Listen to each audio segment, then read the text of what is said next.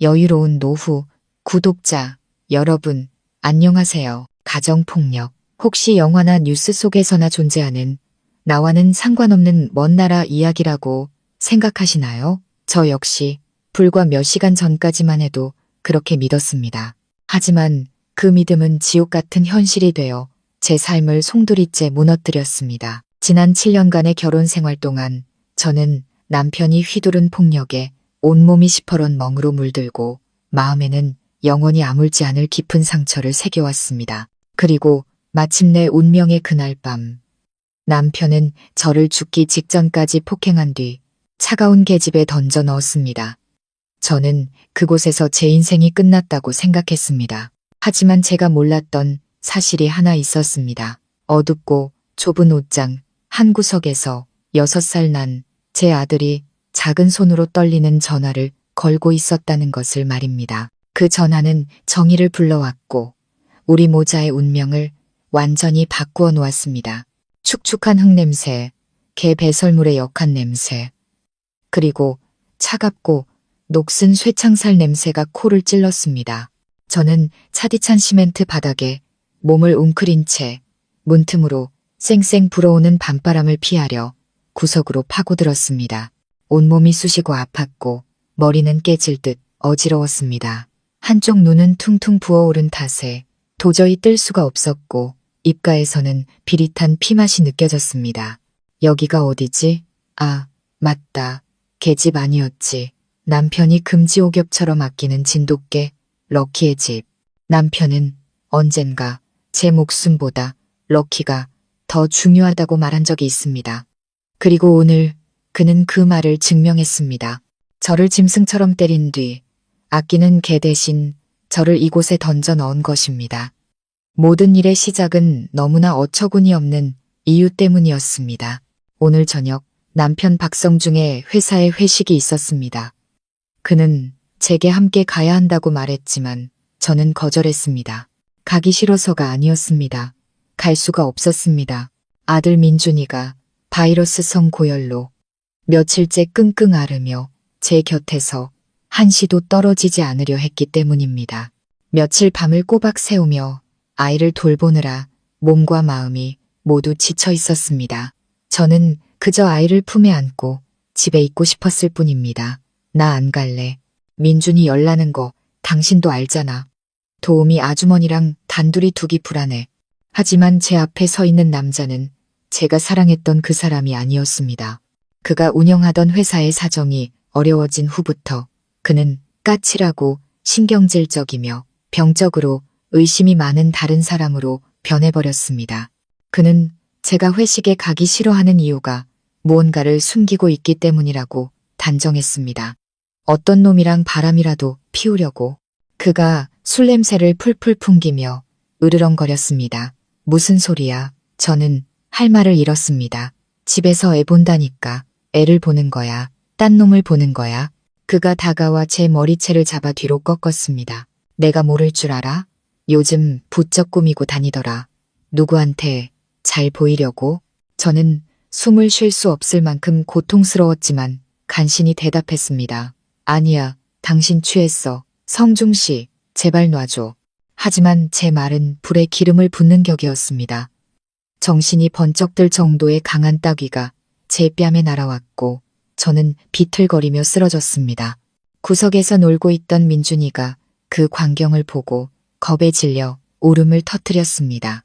아빠, 엄마 때리지 마. 무서워. 아들의 울음소리는 제 심장을 칼로 찌르는 듯했지만 남편을 더욱 광분하게 만들었습니다. 닥쳐. 너도 내 엄마랑 똑같아. 쓸모없는 것들. 그는 저를 바닥으로 밀어 넘어뜨린 뒤 발로 제 배와 등을 무차별적으로 걷어차기 시작했습니다. 저는 그저 몸을 웅크리고 두 팔로 머리를 감싸며 쏟아지는 고통을 견뎌낼 뿐이었습니다. 아들이 더 놀랄까봐 비명조차 지를 수 없었습니다. 민준이가 비명을 지르며 달려가는 소리, 그리고 옷장 문이 쾅 닫히는 소리가 들렸습니다. 아이가 그곳에 숨었다는 걸 알았습니다. 민준아, 보지 마. 제발 이 끔찍한 광경을 보지 마. 얼마나 시간이 흘렀을까. 제가 거의 정신을 잃어갈 때쯤 폭행이 멈췄습니다. 하지만 그는 제 다리를 잡고 마당으로 질질 끌고 나갔습니다. 제 머리가 문턱에 부딪히고 살같이 거친 시멘트 바닥에 쓸리는 고통도 아랑곳하지 않았습니다. 그는 계집의 철문을 열고 저를 쓰레기 포대처럼 안으로 던져 넣은 뒤 자물쇠를 채웠습니다. 거기서 내 꼬라지를 반성이나 해. 너 같은 여편네는 걔랑 같이 지내는 게 딱이야. 그는 그렇게 말하고는 집으로 들어가 문을 쾅 닫아버렸습니다. 저는 어둠과 고통, 그리고 처절한 굴욕감 속에 홀로 남겨졌습니다. 피와 눈물이 뒤섞여 얼굴을 타고 흘러내렸습니다. 7년간의 결혼 생활이 주마등처럼 스쳐 지나갔습니다. 처음 만났을 때 그는 재능 있고 멋진 청년이었습니다. 고아로 자라 따뜻한 가정을 간절히 원했던 저는 그에게 마음을 열었습니다. 그는 제게 행복한 삶을 약속했고 우리는 실제로 그런 날들을 보냈습니다. 하지만 그의 사업이 어려워지고 실패가 거듭되면서 그는 변하기 시작했습니다. 술을 마시기 시작했고 제게 화풀이를 했습니다. 처음에는 손을 뿌리치는 정도였고 그 다음은 뺨을 때렸습니다. 저는 그를 사랑했기에 그저 스트레스 때문일 거라 생각하며 용서했습니다. 언젠가는 모든 것이 괜찮아질 거라는 희망을 품고 참고 또 참았습니다. 하지만 저는 틀렸습니다. 저의 인내는 그를 더욱 폭력적으로 만들었고 오늘 밤 그는 저를 짐승으로 만들었습니다. 몸이 아팠지만 마음의 고통에 비할 바는 아니었습니다. 아들이 이 모든 것을 지켜봤다는 사실이 저를 더 고통스럽게 했습니다. 그 어린 마음에 얼마나 큰 상처가 되었을까요? 어떻게 해야 할까? 아들을 위해서라도 여기서 나가야 해. 하지만 어떻게? 문은 잠겨 있고 사방은 단단한 쇠창살로 막혀 있는데 저는 무력감과 절망에 휩싸였습니다. 어쩌면 나는 이 냄새 나는 계집에서 차갑고 외롭게 죽게 될지도 모른다. 혹시 여러분께서도 이 짐승 같은 남편의 행동에 분노가 치밀어 오르시나요? 6살 아들 민준이는 과연 엄마를 어떻게 구했을까요? 운명을 바꾼 그 전화는 어떻게 이루어졌을까요? 그리고 이 불행한 여인에게 정의는 제 시간에 도착할 수 있었을까요? 궁금하시다면 채널 구독과 알림 설정을 잊지 마시고 이 극적이고 감동적인 이야기의 다음 편을 놓치지 마세요. 좁고 어두운 옷장 안에서 아들 민준이는 몸을 웅크리고 앉아 있었습니다. 작은 두 손으로 입을 꽉 막아 울음소리가 새어나가지 않게 했지만 가냘픈 어깨는 계속해서 들썩였습니다. 살짝 열린 문틈으로 아이는 모든 것을 보았습니다. 늘 사랑했던 아빠가 악마로 변하는 모습을 보았습니다. 아빠가 엄마의 뺨을 때리고 발로 차는 것을 보았습니다.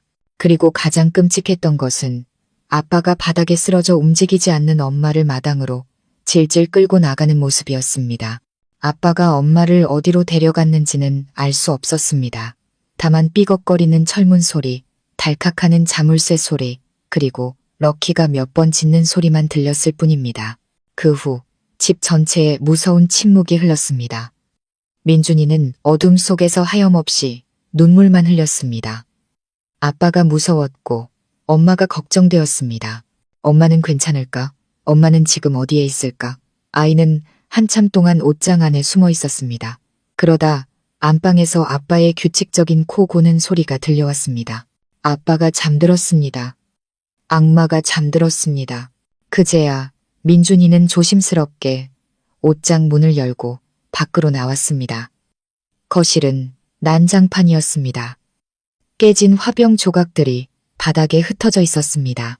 아이는 최대한 소리를 내지 않으며 맨발로 현관문으로 다가갔습니다. 유리문에 귀를 대고 마당의 소리를 들어보려 했지만 아무 소리도 들리지 않았습니다. 문고리를 돌려봤지만 문은 안에서 굳게 잠겨 있었습니다. 아이는 집안을 돌아다니며 밖으로 나갈 방법을 찾아봤지만 모든 창문은 굳게 닫혀 있었습니다. 다시 눈물이 터져 나왔습니다. 엄마가 아플 텐데, 엄마는 내 도움이 필요할 텐데, 나는 아무것도 할 수가 없어. 바로 그때 민준이의 머릿속에 한 가지 기억이 스쳐 지나갔습니다. 몇 달 전 어느 오후 엄마와 함께 애니메이션을 보고 있었습니다. 만화 속에서 길을 잃은 아기 경찰차가 전화를 걸어 동료 경찰차들의 도움을 받는 내용이었습니다. 만화를 다 보고 나서 저는 아들의 머리를 쓰다듬으며 말했습니다. 민준아, 저 아기 경찰차 정말 용감하지? 꼭 기억해. 나중에 위험한 일이 생기거나 길을 잃거나 어른 없이 누구든 위험에 처한 걸 보면 전화기를 찾아서 이 번호를 누르는 거야. 112. 경찰 아저씨들 번호야. 아저씨들이 와서 모두를 도와줄 거야. 알았지? 그때 민준이는 고개를 끄덕이며 대답했었습니다. 그날의 가르침이 오늘 유일한 희망이 되었습니다. 1.12. 경찰 아저씨. 아이는 재빨리 안방으로 달려갔습니다. 저를 폭행한 남편은 깊은 잠에 빠져 있었고 그의 스마트폰은 침대 옆 협탁에서 충전 중이었습니다. 민준이는 조심스럽게 다가가 떨리는 손으로 스마트폰을 충전기에서 뽑았습니다. 화면이 켜지자 아이는 망설임 없이 긴급 전화 버튼을 눌렀습니다. 그리고 깊은 숨을 한번 들이쉰 뒤 엄마가 가르쳐준 3개의 숫자를 눌렀습니다. 1, 1, 2. 아이는 전화기를 귀에 댔습니다. 긴 연결음 끝에 낯설고 엄숙한 남자의 목소리가 들려왔습니다. 112 경찰입니다. 말씀하세요. 처음 해보는 전화통화, 그것도 경찰 아저씨와의 통화에 민준이는 너무나 무서웠습니다. 아이는 오물쭈물하며 아무 말도 하지 못했습니다. 여보세요? 거기 누구 안 계십니까? 남자가 조금 초조한 목소리로 다시 물었습니다. 경찰 아저씨의 목소리를 듣자 마당에서 고통스러워할 엄마의 모습이 떠올랐습니다. 두려움은 용기로 바뀌었습니다. 아이는 온 힘을 다해 울음을 터뜨리며 말했습니다. 목소리는 어눌했고 두려움에 떨리고 있었습니다. 아저씨, 경찰 아저씨, 우리 엄마 좀 구해주세요. 전화기 너머의 경찰관은 잠시 말을 멈췄습니다. 아이의 목소리였습니다. 진정하렴. 무슨 일이니? 어머니가 어떻게 되셨는데? 엄마가 아빠한테 맞았어요. 민준이가 흐느꼈습니다. 아빠가 엄마를 계집에 가뒀어요. 엄마가 곧 죽을 것 같아요. 아저씨, 뭐라고? 경찰관은 경악했습니다. 그는 즉시 사건의 심각성을 깨달았습니다. 지금 어디니? 집 주소를 말해줄 수 있겠니? 서울시 종로구 평창동 벚꽃로 15번지 안평 빌라예요. 저는 오래전부터 민준이에게 집 주소를 외우게 했습니다. 알았다, 꼬마야. 정말 용감하구나. 지금부터 아빠가 깨지 않게 아주 조용한 곳에 숨어 있으렴. 아저씨들이 금방 갈게. 전화가 끊기자 민준이는 서둘러 스마트폰을 제자리에 두었습니다. 아이는 더 이상 옷장에 숨지 않고 거실 창가로 달려가 커튼을 살짝 젖혔습니다.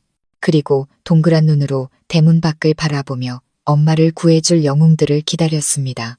아이는 몰랐을 것입니다. 짧지만 용감했던 그 전화 한 통이 엄마의 목숨을 구했을 뿐만 아니라 우리 모자의 삶과 존엄을 되찾기 위한 새로운 싸움의 서막을 열었다는 것을 말입니다.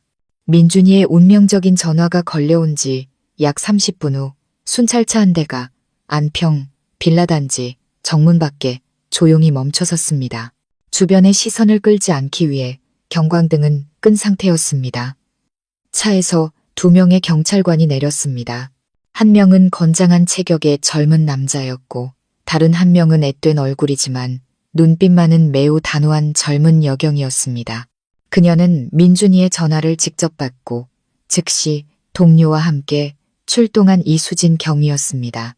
그들은 초인종을 누르는 대신 무전으로 빌라 경비팀에 연락해 조용히 문을 열어달라고 요청했습니다. 곧이어 2번째 순찰차가 도착했고 차에서는 기동대원 3명이 더 내렸습니다. 그들은 신속하게 안으로 진입하여 15번지 빌라를 포위했습니다.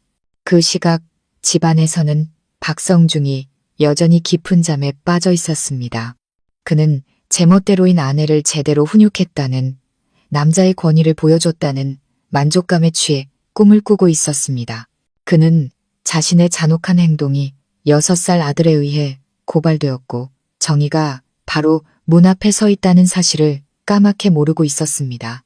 이수진 경위는 동료에게 현관문을 열어보라고 손짓했지만 문은 안에서 잠겨 있었습니다. 그들은 소리를 내지 않고 집을 부수는 대신 정원과 뒷마당이 있는 뒤편으로 돌아가기로 했습니다. 집 옆쪽으로 이동했을 때 손전등 불빛에 끔찍한 광경이 드러났습니다. 철로 된 계집 안에 한 여자가 시멘트 바닥에 웅크리고 쓰러져 있었습니다. 머리카락은 피와 먼지로 엉겨붙어 있었고 옷은 군데군데 찢어져 있었습니다. 얼굴은 시퍼렇게 멍들고 부어올라 형체를 알아보기 힘들 정도였습니다. 바로 저였습니다. 그때 저는 거의 의식을 잃은 상태였습니다. 고통과 추위가 제 마지막 남은 힘마저 앗아가고 있었습니다. 저는 간신히 숨만 내쉬며 혼수 상태 속에서도 아들의 이름을 불렀습니다. 민준아, 세상에. 이수진 경위는 자신도 모르게 탄식했습니다. 수많은 사건을 처리해왔지만 눈앞의 광경은 그 잔혹함에 할 말을 잃게 만들었습니다. 당장 자물쇠 부숴요. 그녀가 동료에게 명령했습니다. 절단기가 쇠 자물쇠를 끊어버리면서 쾅하는 큰 소리가 울려 퍼졌습니다. 그 소리는 마침내 집안에서 잠들어 있던 악마를 깨웠습니다. 성중은 숙취로 깨질 듯한 머리를 부여잡고 깜짝 놀라 일어났습니다. 그는 비틀거리며 방을 나왔고 어떤 놈이야 한밤중에 시끄럽게 라며 욕설을 중얼거렸습니다. 하지만 거실로 나온 그는 그 자리에 얼어붙고 말았습니다. 어느새 현관문은 활짝 열려 있었고 경찰 제복을 입은 여러 명의 남자들이 엄숙한 눈으로 그를 쳐다보고 있었습니다. 당신들 누구야? 왜 남의 집에 들어와 있어? 성중이 더듬거리며 물었습니다. 술기운은 온데간데 없이 사라지고 극심한 공포가 밀려왔습니다. 이수진 경위가 마당에서 들어오며 얼음장처럼 차가운 얼굴로 말했습니다. 경찰입니다. 이 주소에서 심각한 가정폭력 사건이 발생했다는 신고를 받고 출동했습니다. 당신이 이 집 주인입니까? 폭력, 무슨 폭력? 성중은 얼굴이 새하얘진 채 필사적으로 부인했습니다. 아닙니다. 우리 집은 아무 일도 없었어요. 뭔가 착각하신 겁니다. 착각이 아닙니다.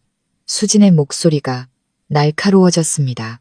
그렇다면 당신 아내 함희정 씨가 왜 온몸에 상처를 입고 뒷마당 계집 안에서 의식을 잃은 채 쓰러져 있었는지 설명해 주시겠습니까?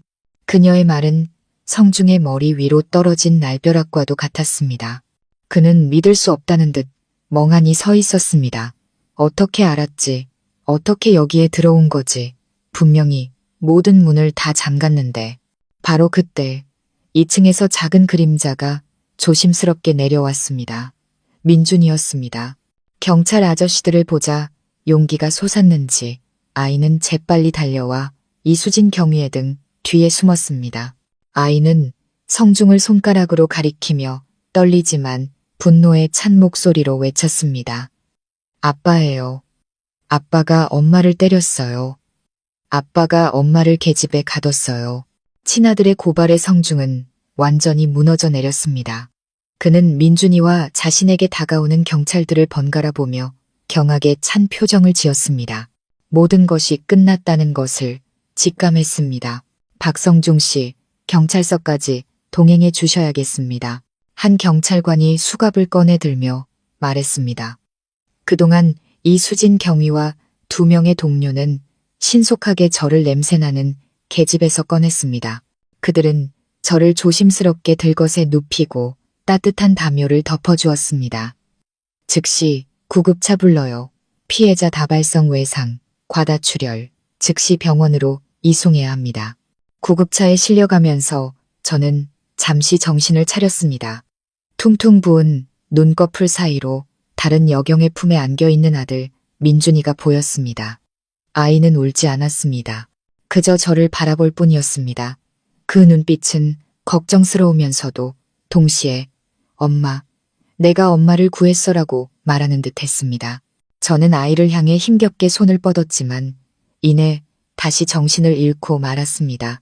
구급차 사이렌 소리가 빌라 단지의 고요한 밤을 갈랐습니다.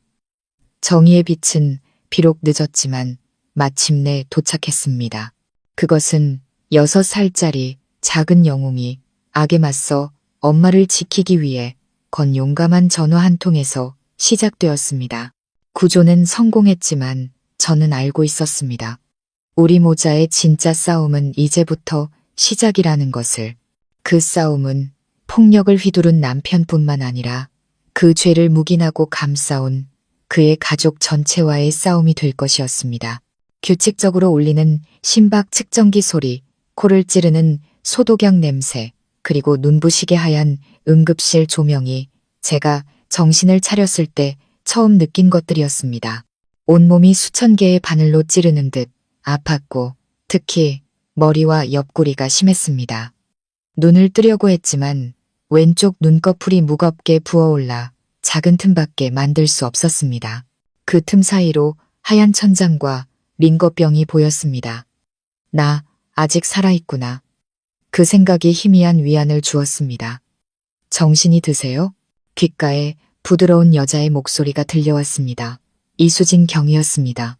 그녀는 제 병상을 지키고 있었습니다. 목소리를 내려고 했지만 목이 바싹 말라 제대로 된 소리가 나지 않았습니다. 제 아들 민준이는 걱정 마세요. 수진이 따뜻한 물을 따라주며 저를 안심시켰습니다. 민준이는 안전해요. 아주 착하고 용감한 아이예요. 어머님을 병원으로 모신 뒤 아이는 저희 지구대로 데려갔어요. 다른 여경들이 잘 돌봐주고 있으니 안심하고 푹 쉬세요. 아들이 안전하다는 소식에 마음속에 무거운 돌덩이가 내려가는 듯 했습니다. 저는 폭력과 공포로 가득 찬 악몽을 꾸며 잠이 들었습니다. 다시 눈을 떴을 때는 날이 밝아 있었습니다. 의사가 와서 제 상태를 확인했습니다. 다발성 타박상과 가벼운 뇌진탕 소견이 있지만 다행히 생명에는 지장이 없으며 최소 일주일은 입원해서 경과를 지켜봐야 한다고 했습니다. 저는 창밖을 바라보며 복잡한 생각에 잠겼습니다. 구조는 되었지만 이제 나는 어디로 가야 할까? 이 지옥 같은 결혼 생활을 끝낼 용기가 있을까? 아니면 또다시 마음이 약해져 그를 용서하고 비극이 반복되는 것을 지켜봐야 할까? 바로 그때 병실 문이 열렸습니다. 수진인 줄 알았지만 들어온 사람은 시어머니인 황 여사였습니다. 그녀는 혼자가 아니었습니다. 뒤에는 고급스러운 옷차림의 변호사로 보이는 여자가 따라 들어왔습니다. 침대에 누워있는 제 비참한 모습을 보고도 그녀의 눈에는 동정심이라곤 찾아볼 수 없었습니다. 오히려 짜증과 경멸이 가득한 표정이었습니다. 그녀는 제 안부는 묻지도 않고 의자를 끌어와 앉더니 본론부터 꺼냈습니다. 똑똑히 들어 그녀가 차갑게 명령했습니다. 조금 있다 경찰이 와서 진술을 받을 거야. 뭐라고 말해야 할지 알지. 저는 할 말을 잃었습니다. 그녀는 저를 문병 온 것이 아니라 거짓 진술을 강요하러 온 것이었습니다. 제가 아무 말도 하지 않자 그녀는 마치 은혜를 베푸는 듯한 투로 말을 이었습니다. 그냥 부주의해서 계단에서 굴러떨어졌다고 해. 단순 사고였다고. 그렇게 하면 우리 집안 체면도 살고 내 남편도 구할 수 있어. 성중이가 술김에 잠시 이성을 잃었던 거지. 마음속으로는 아직 널 사랑하고 있다고. 넌 아내고 엄마니까 남편과 자식, 이 가정을 위해 희생할 줄 알아야지. 저는 그녀의 말을 들으며 헛웃음이 나왔습니다. 계단에서 굴러떨어졌는데 어떻게 얼굴이 이 모양이 되고 계집에 들어가 스스로 문을 잠글 수 있단 말인가. 그녀의 거짓말은 아들의 폭력보다 더 뻔뻔했습니다. 어머니, 제가 쉬어버린 목소리로 말했습니다. 그 사람이 절 때렸어요. 그래서 그녀는 조금도 미안한 기색 없이 목소리를 높였습니다. 남편이 아내 가르치는 게 대수라고. 부부싸움 안 하는 집이 어디 있어. 남자가 밖에서 일하다 보면 스트레스도 받고 집에 와서 화 좀 낼 수도 있는 거지. 아내라면 참고 맞춰 살 생각을 해야지. 어떻게 집안 망신을 시킬 수가 있어. 이 일 때문에 성중이 회사가 얼마나 큰 타격을 입었는지 알아? 거래처에서는 수군거리고 주가는 폭락했어. 네가 지금 내 남편 앞길을 막고 있는 거야.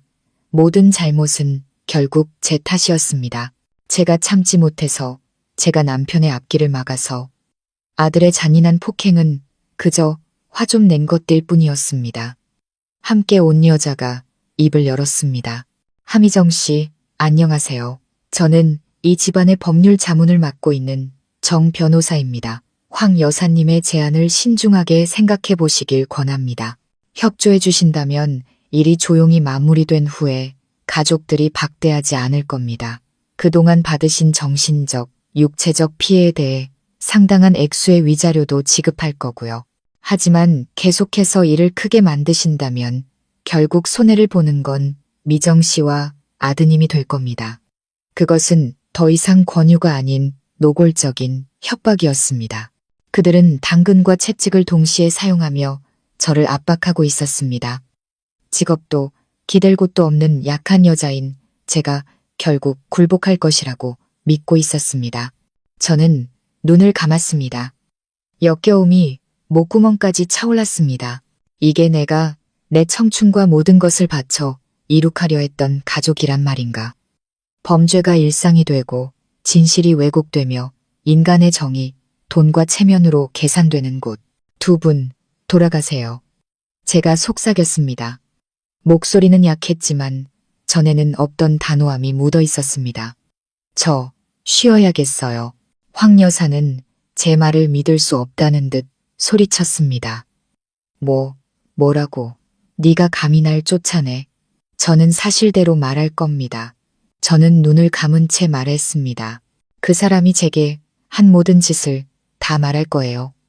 이번뿐만이 아니라 지난 모든 일들까지도요. 너 미쳤구나. 그녀가 벌떡 일어나 소리쳤습니다. 이 집안을 다 같이 죽이자는 거야? 이 독사 같은 년. 그녀가 무언가 더 말하려던 순간 이수진 경위가 병실로 들어왔습니다. 면회 시간 끝났습니다. 환자가 쉬어야 하니 두 분은 나가주시죠. 그녀의 등장은 저를 정신적인 고문에서 구해줬습니다. 황 여사는 저를 불에 타버릴 듯이 쏘아보고는 변호사와 함께 씩씩거리며 나갔습니다. 병실 문이 닫히고 다시 평온이 찾아왔지만 제 마음속은 폭풍이 몰아치고 있었습니다. 그들의 뻔뻔한 제안이 제 안에 분노의 불씨를 지폈습니다. 망설이고 두려워했던 저는 이제 없었습니다. 더 이상 물러설 곳이 없다는 것을 깨달았습니다. 지금의 침묵은 인내가 아니라 악에 대한 동조일 뿐이었습니다. 시어머니가 떠난 후 이수진 경위가 제 곁에 앉았습니다. 그녀는 방금 전의 대화에 대해 아무것도 묻지 않고 조용히 사과를 깎아주었습니다. 그녀의 침묵과 배려에 저는 깊은 고마움을 느꼈습니다. 민준이 만나보시겠어요? 그녀가 조용히 물었습니다. 아이가 계속 엄마를 보고 싶어 해요. 아들의 이름을 듣자 가슴이 저려왔습니다. 저는 고개를 끄덕였고 참았던 눈물이 터져 나왔습니다. 아이가 너무 보고 싶었지만 동시에 두려웠습니다. 이 비참한 모습을 보면 아이의 마음에 더 큰 상처가 될까봐 겁이 났습니다. 제 걱정을 눈치챘는지 수진이 말했습니다. 걱정 마세요. 아이들은 생각보다 훨씬 강해요. 지금 민준이에게 가장 필요한 건 엄마가 안전하다는 걸 직접 확인하는 거예요.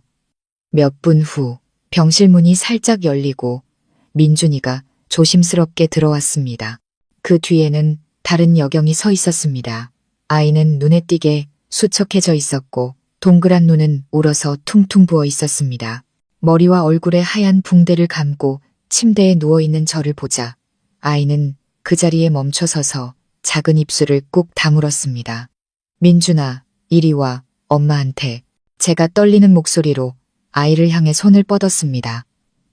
그 말이 떨어지기 무섭게 민준이는 와락 울음을 터뜨리며 달려와 제 품에 얼굴을 묻었습니다. 엄마, 무서웠어. 엄마 죽는 줄 알았어. 아이는 작은 어깨를 들썩이며 한참을 그렇게 울었습니다. 저도 아이를 꼭 껴안고 눈물을 흘렸습니다. 아이의 익숙한 머리 냄새를 맡고 따뜻한 체온을 느끼자 비로소 제가 살아있다는 것, 아들의 곁으로 돌아왔다는 것을 실감할 수 있었습니다. 엄마 괜찮아, 괜찮아, 우리 아들. 제가 아이의 작은 등을 토닥였습니다. 엄마 안 죽어. 우리 아들 지켜주려면 엄마가 살아야지. 조금 진정이 되자 민준이는 고개를 들고 눈물 젖은 눈으로 저를 바라보다가 이수진 경위를 쳐다봤습니다. 아이는 그녀의 옷소매를 잡고 어리지만 분노에 찬 목소리로 말했습니다. 아줌마, 우리 아빠 감옥에 보내주세요. 아빠는 나쁜 사람이에요. 엄마를 때리고 계집에 가뒀어요. 아들의 말은 비수가 되어 제 심장에 꽂혔습니다. 아빠를 사랑한다고 말해야 할 6살짜리 아이가 아빠를 잡아달라고 경찰에게 애원하고 있었습니다. 이 고통과 상처는 평생 아이를 따라다닐 것입니다. 이수진 경위는 민준이와 눈높이를 맞추기 위해 무릎을 꿇었습니다. 그녀는 아이의 눈물을 닦아주며 아주 다정한 목소리로 말했습니다. 민준아, 울지마. 어젯밤에 무슨 일이 있었는지 아줌마한테 자세히 말해줄 수 있겠니? 무서워하지 말고. 민준이의 말이 엄마를 지키는데 아주 중요하단다. 그리고 민준이는 이야기하기 시작했습니다. 아이는 어린아이의 순수한 언어로 그 끔찍했던 밤을 재현했습니다. 아이가 아빠가 술에 취했던 것부터 머리채를 잡고 뺨을 때리고 발로 차던 모습까지 생생하게 묘사했습니다. 아빠가 엄마 배를 찼어요. 등을 찼어요. 아이는 저를 가리키며 말했습니다. 엄마가 너무 아파서 머리만 감싸고 있었어요. 저는 너무 무서워서 옷장에 숨었어요. 엄마 우는 소리가 들렸는데 아빠가 엄마를 끌고 나갔어요. 그 뒤로는 엄마가 안 보였어요. 럭키 짖는 소리만 들렸어요. 아이는 말을 하다가 무서운 기억이 떠오르는지 흐느꼈습니다. 아이의 모든 말은 남편의 죄악과 시어머니의 거짓말을 폭로하는 강력한 증거였습니다. 계단에서 굴러떨어진 것이 아니라 아이가 지켜보는 앞에서 벌어진 잔인한 폭행이었습니다. 이수진 경위는 아이의 말을 하나도 놓치지 않고 꼼꼼하게 기록했고 그녀의 표정은 점점 더 심각해졌습니다. 민준이가 이야기를 마치자 그녀는 아이의 머리를 쓰다듬으며 말했습니다. 민준이 정말 잘했어. 넌 정말 용감한 아이야. 네가 엄마를 구한 거란다. 그리고 그녀는 저를 돌아봤습니다. 그녀의 눈빛에는 동정을 넘어선 격려와 용기가 담겨 있었습니다. 미정 씨, 다 들으셨죠? 민준이의 증언은 아주 중요한 증거입니다. 하지만 박성중 씨에게 법적인 책임을 묻기 위해서는 미정 씨의 협조가 필요합니다. 피해자로서 직접 그 사람의 행동을 고소하셔야 해요. 그녀는 잠시 말을 멈춘 뒤 힘주어 말했습니다. 어려운 결정이라는 거 알아요. 한 가정을 뒤흔드는 일이니까요. 하지만 생각해보세요. 만약 오늘 침묵하신다면 내일, 모레 이 비극이 반복되지 않으리란 보장이 있을까요? 그리고 다음번에도 미정 씨와 민준이가 지금처럼 운이 좋을 수 있을까요? 피해자의 침묵은 때로 가해자에 대한 묵인과 같습니다. 이건 미정 씨 자신만을 위한 싸움이 아니에요. 아들의 안전을 위한 싸움이고 지금 이 순간에도 어디선가 폭력에 시달리고 있을 다른 여성들을 위한 싸움이기도 합니다. 수진의 말, 그리고 무엇보다 아들의 눈물과 충격적인 증언은 제 안에 나약하고 순종적이었던 자아를 깨우는 경종과도 같았습니다. 그렇다. 더 이상 침묵할 수 없다. 침묵한다면 나 자신을 배신하는 것일 뿐만 아니라 아들의 용기마저 배신하는 것이다. 아들이 나를 구하기 위해 용기를 냈는데 내가 아들을 지키기 위해 용기를 내지 못할 이유가 없었다. 저는 아들을 꼭 껴안고 이수진 경위를 바라봤습니다.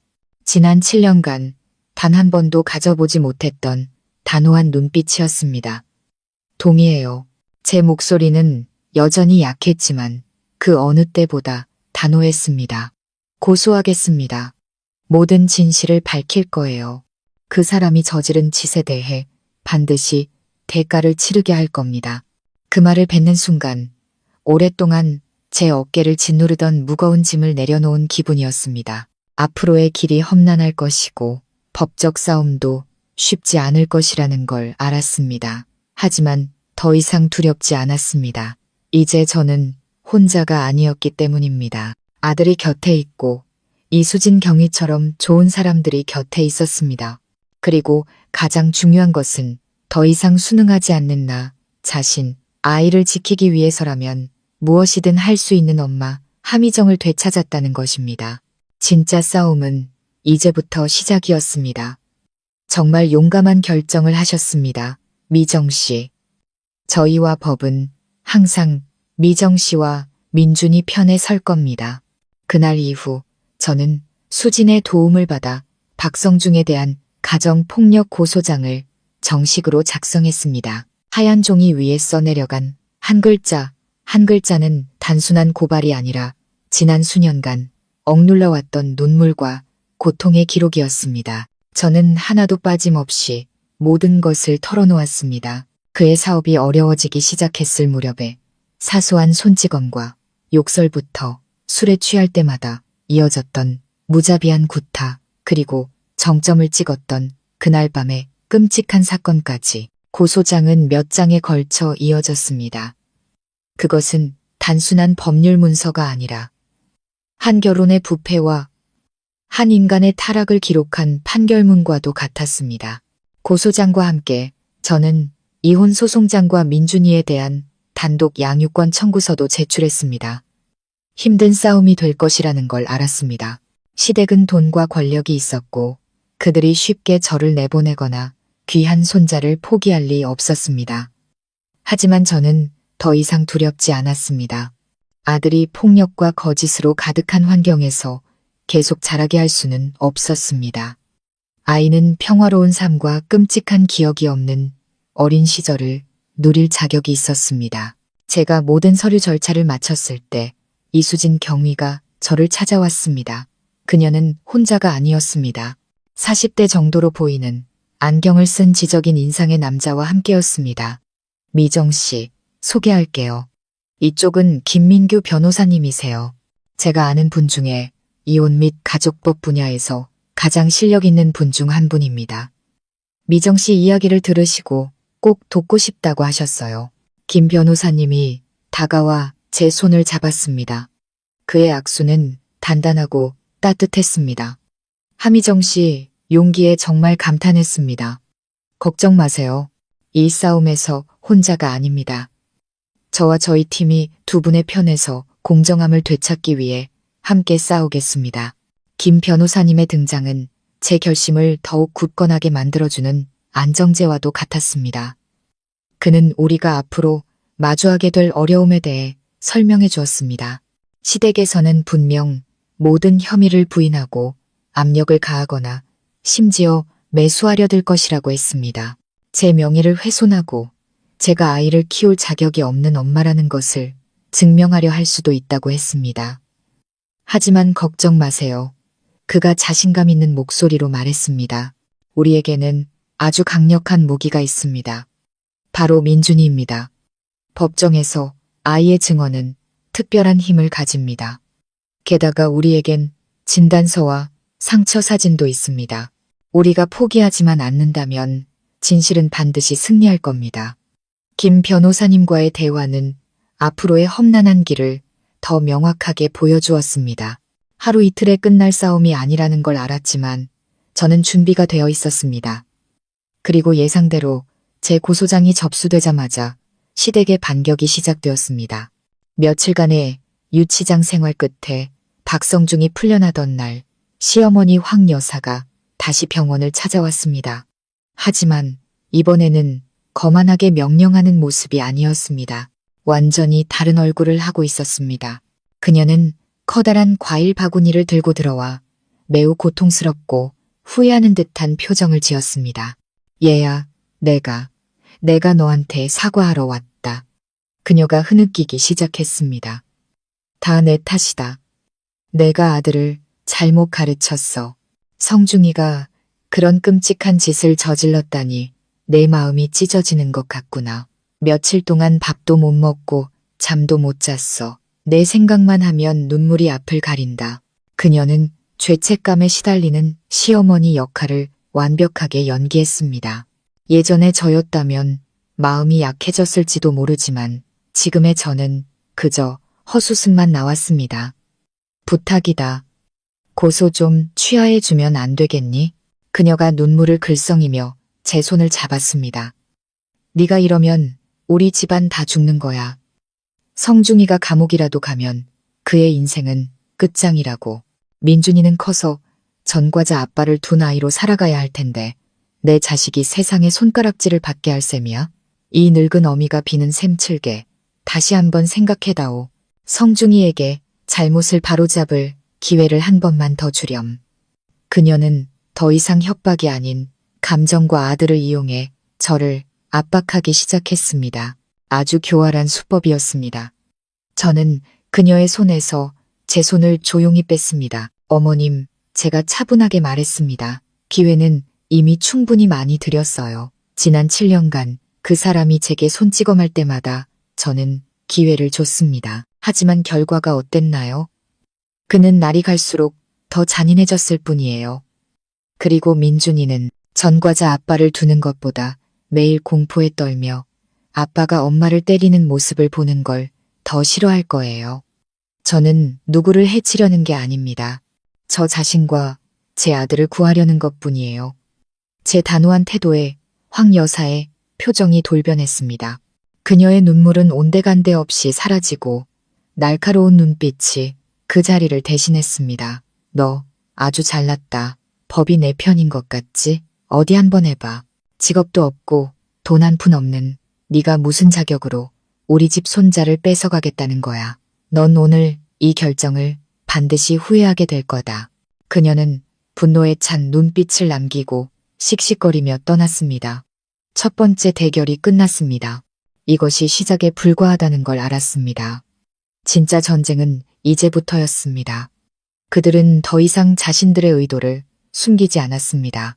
민준이를 빼앗고 저를 비난과 모욕의 진흙탕 속으로 끌어내리기 위해 온갖 수단과 방법을 가리지 않을 것이었습니다.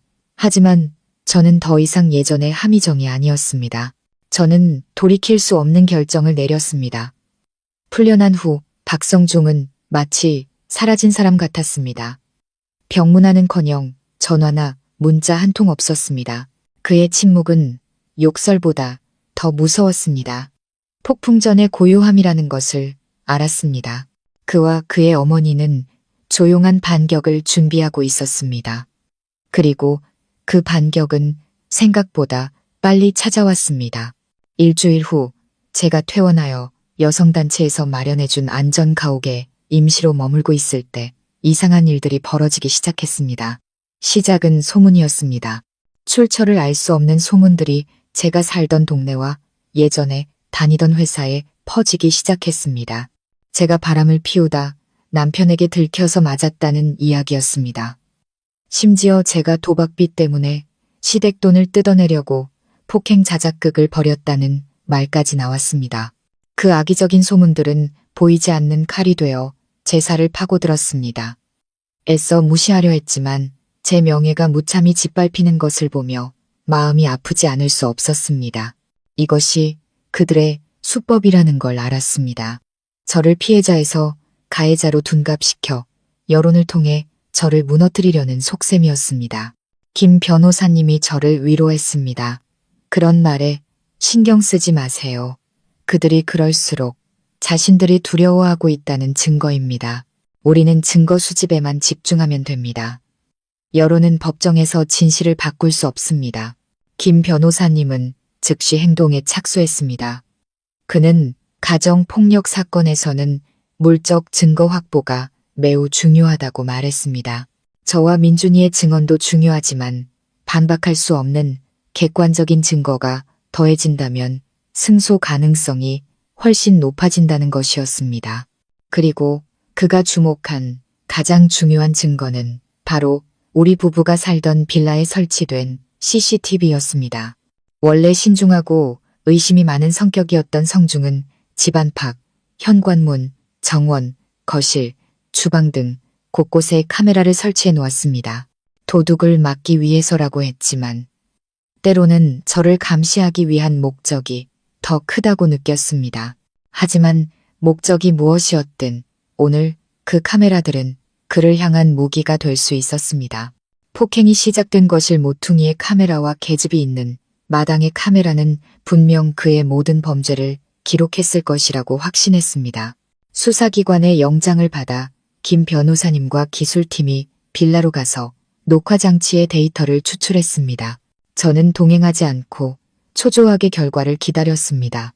정의가 쉽게 실현되기를 기도했습니다. 하지만 현실은 영화와 달랐습니다. 약 2시간 후 김 변호사님에게서 전화가 왔습니다.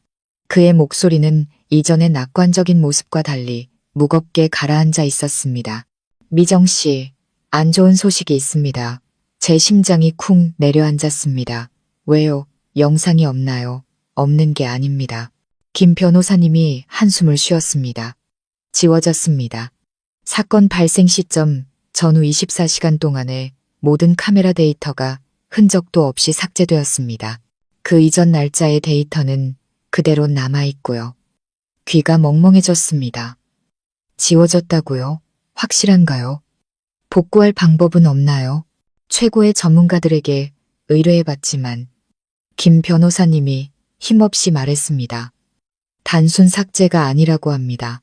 전문적인 프로그램을 사용해서 새로운 데이터를 여러 번 덮어 쓴 흔적이 보인다고 해요. 이 기술로는 복구가 거의 불가능하다고 합니다. 기술에 대해 잘 아는 사람이 의도적으로 저지른 행동입니다. 저는 의자에 주저앉았습니다. 모든 희망이 꺼져버리는 것 같았습니다. 누가 한 짓인지 뻔했습니다. 성중이거나 그의 어머니일 것입니다. 제가 응급실로 실려간 후 경찰이 집을 봉쇄하기 전까지 그들에게는 증거를 인멸할 충분한 시간이 있었습니다. 그들은 치밀하게 계산했습니다. 그 영상의 중요성을 알고 있었고 한 발 앞서 손을 쓴 것입니다. 그럼 이제 어떻게 하죠? 제가 떨리는 목소리로 물었습니다. 가장 중요한 증거를 잃었는데 우리가 이길 수 있을까요? 너무 걱정 마세요. 김 변호사님이 저를 안심시키려 애썼지만 그 역시 골머리를 앓고 있다는 걸 알 수 있었습니다. 이 증거를 잃은 것은 큰 타격입니다. 우리의 싸움이 더 힘들어질 거예요. 상대방은 분명 직접적인 증거가 없다는 점을 물고 늘어질 겁니다. 하지만 희망이 없는 건 아닙니다. 우리에겐 미정 씨와 민준이의 증언, 그리고 상해 기록이 있습니다. 다른 간접 증거들을 찾아야 합니다. 혹시 다툼이 있을 때 가사도우미나 이웃 중에 우연히 듣거나 본 사람은 없었나요? 기억을 더듬어 보았습니다. 성중이 저를 때릴 때는 주로 우리 모자만 있을 때를 골랐습니다. 가사도우미는 보통 퇴근했거나 별채에 있었습니다. 이웃들은 제가 살던 빌라는 담이 높고 방음이 잘 되어 있어 아무도 듣지 못했을 겁니다. 모든 문이 제 앞에서 닫히는 것만 같았습니다. 증거를 찾지 못하는 막막함과 시댁에 계속되는 괴롭힘에 저는 극심한 스트레스에 시달렸습니다. 잠을 설치고 밥도 제대로 먹지 못해 몸은 계속 말라갔습니다. 제 결정에 대한 회의가 들기 시작했습니다. 돈과 권력, 그리고 온갖 비열한 수단을 동원하는 사람들을 상대로 이길 수 있다고 생각한 제가 너무 순진했던 걸까? 차라리 그들의 제안을 받아들이고 돈을 받아 조용히 아이와 떠나는 게 나았을까? 부정적인 생각들이 머릿속을 맴돌며 제 의지를 갉아먹었습니다. 어둠 속에서 홀로 앉아 하염없이 눈물을 흘리는 밤이 많아졌습니다. 저는 외롭고 무력했습니다. 제가 가장 절망적이었던 순간 김 변호사님이 다시 저를 찾아왔습니다. 미정 씨, 그가 조용히 말했습니다. 지금 많이 힘드시다는 거 압니다. 하지만 민준이를 보세요. 아이에게는 강한 엄마가 필요합니다. 진실은 영원히 감출 수 없다고 믿으셔야 해요. 단지 우리가 아직 올바른 방법을 찾지 못했을 뿐입니다. 지금은 마음을 진정시키고 모든 걱정을 내려놓으세요. 눈을 감고 지난 7년을 아주 자세히 다시 떠올려 보세요. 이번 한 번만 있었던 게 아니잖아요. 분명 우리가 놓치고 있는 흔적이 있을 겁니다. 김 변호사님의 말은 제 안에 잠들어 있던 무언가를 깨우는 전류 같았습니다. 그렇다. 흔적. 분명히 다른 흔적들이 있을 것이다. 저는 눈을 감았습니다. 지난 7년간의 결혼 생활이 한편에 영화처럼 머릿속을 스쳐 지나갔습니다. 행복했던 날들, 첫 균열, 다툼, 밀침, 그리고 폭행. 맞을 때마다 제가 어떻게 했는지 기억해내려 애썼습니다. 울고 혼자 약을 바르고 그리고 침묵으로 넘어갔습니다. 하지만 멍이 너무 심해 혼자 처리할 수 없었던 때도 있었습니다. 그때 저는 한 가지 생각이 어두운 밤하늘의 번개처럼 머릿속을 스쳤습니다. 변호사님, 제가 벌떡 눈을 뜨며 그의 손을 잡았습니다. 생각났어요. 아직 희망이 있을지도 몰라요. 저는 새로운 문을 발견했습니다. 시간과 수치심의 먼지에 덮여있던 문, 오래된 상처로 이어지는 문이었습니다. 저는 깊은 숨을 들이쉬고 흩어진 기억들을 정리했습니다. 변호사님, 지난 몇 년간 그 사람에게 맞은 건 이번 한 번이 아니었어요. 훨씬 많았죠. 그때는 상처가 심하지 않아서 그냥 멍들고 붓는 정도였어요. 하지만 창피해서 아는 사람들을 마주치고 질문받는 게 두려워서 종합병원에는 갈 엄두도 못 냈어요. 대신 눈에 잘 띄지 않는 작은 개인 병원들을 찾아다니며 진료를 받고 약을 타왔어요. 저는 그 치욕스러운 기억을 떠올리며 목소리가 약간 떨렸습니다. 기억나는 곳이 하나 있어요. 옆 동네에 있는 나이든 의사 선생님의 한의원이었는데 그곳에는 적어도 3번은 갔던 것 같아요. 갈 때마다 오토바이 사고가 났다고 거짓말했지만 아마 진료 기록은 남아있을지도 몰라요. 이 말을 듣자 김 변호사님의 눈이 빛났습니다.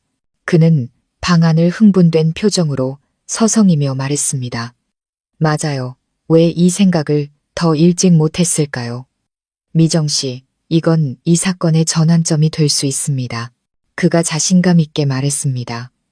진료 기록은 개인 병원의 것이라 할지라도 법적으로 아주 큰 효력을 가집니다. 미정 씨의 상처를 증명할 뿐만 아니라 폭행이 체계적이고 반복적으로 이루어졌다는 것을 증명해 줄 겁니다. 법정에서 이것은 가중처벌 사유가 될 수 있어요. 박성중의 행동이 그들이 주장하는 것처럼 술김에 저지른 우발적 행동이 아니라 오랫동안 지속된 의도적인 폭력 행위라는 것을 보여주는 거죠. 제 안에 희망이 다시 피어올랐습니다. 그럼 이제 어떻게 해야 하죠? 지금 당장 그 병원들을 찾아가야 합니다. 김 변호사님이 단호하게 말했습니다. 상대방이 눈치채고 손을 쓰기 전에 최대한 빨리요. 즉시 우리는 오래된 상처의 흔적을 찾는 여정을 시작했습니다. 그것은 쉽지 않은 길이었습니다. 제 기억은 희미했습니다. 어렴풋이 길과 골목만 기억날 뿐이었습니다. 어떤 병원은 다른 곳으로 이전했고 어떤 곳은 이름이 바뀌어 있었습니다. 우리는 거의 하루 종일 이 동네에서 저 동네로 이 사람 저 사람에게 물어가며 헤맸습니다. 하지만 돌아오는 대답은 고개를 젓는 것뿐이었습니다. 해가 저물자 피로와 실망감이 저를 덮쳤습니다. 변호사님, 그냥 그만할까요? 제가 지친 목소리로 말했습니다. 아마 제가 잘못 기억했거나 기록이 이미 폐기되었을지도 몰라요. 포기하지 마세요. 김 변호사님이 저를 격려했습니다. 마지막 장소가 하나 남았잖아요. 조금만 더 힘을 내요. 제가 마지막으로 기억하는 곳은 은평구의 낡은 골목 깊숙한 곳에 있던 작은 한의원이었습니다. 그곳의 의사 선생님은 매우 인자한 노인이었습니다. 그때 저는 성중에게 밀려 넘어져 손목을 삐끗하고 심하게 부어올랐었습니다. 그곳에서 침을 맞고 약을 지었습니다. 우리는 마침내 그곳을 찾았습니다. 한의원은 그대로 있었습니다. 낡은 나무 간판에는 심한 한의원이라는 글자가 선명했습니다. 심장이 빠르게 뛰기 시작했습니다. 안으로 들어서자 은은한 한약 냄새가 풍겨왔습니다. 백발의 노의사 선생님이 여전히 약장 앞에서 묵묵히 약재를 정리하고 있었습니다. 안녕하세요, 선생님. 제가 떨리는 목소리로 인사했습니다. 그는 두꺼운 돋보기 안경 너머로 저를 쳐다보았습니다. 한참 동안 저를 보던 그가 갑자기 아 하는 소리를 냈습니다. 지난번에 오토바이 사고로 손목 다쳤던 아가씨 아니요? 한동안 안 보이더니 상처는 다 나았소? 그가 저를 기억하고 있었습니다. 기쁨과 희망이 솟아올랐습니다. 네, 선생님, 다 나았어요. 오늘 온 건 부탁드릴 일이 있어서예요. 저는 제 상황과 오래된 진료 기록의 중요성에 대해 모든 것을 설명했습니다. 노의사 선생님은 조용히 제 이야기를 들었습니다.